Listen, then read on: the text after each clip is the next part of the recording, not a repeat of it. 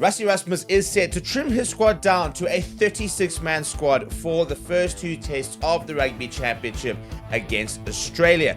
And we've used 48 players across the first 4 games of the season, and very interesting to see the different game time being given to different players, some of the different positions some of the players played in, and kind of the way they balance trying to give some new players opportunities whilst still giving older players some game time as well. But now it is time to really turn our attention to the future and the now.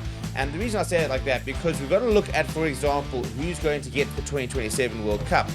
And we need to decide who is good enough to be playing in the best Springbok squad right now. And that is going to be the big sort of question when he cuts down 10 players to in the squad. And it's a big call to make in terms of some, maybe older players who might be left out, and this might be sort of the end of their time in the Springboks themselves. So it's going to be interesting to see what happens. And I think the big thing about this is going to be about balancing, trying to see if your older, more experienced players who have won back-to-back World Cups, who are, make your sort of your best 23, are still at that level. Because if the younger players are playing at a higher level, or even at the same level, you've got to back the youth, because there's a much bigger chance that they're going to be at that level in 2 years' time. Even if Etzebeth was talking about the fact that he's not ready to give up that number 4 jersey, but for him it's about making sure that he continues to play at that level for the next couple of years. Before we sort of look at some of the game time being given and sort of give the 10 most likely players to sort of leave camp,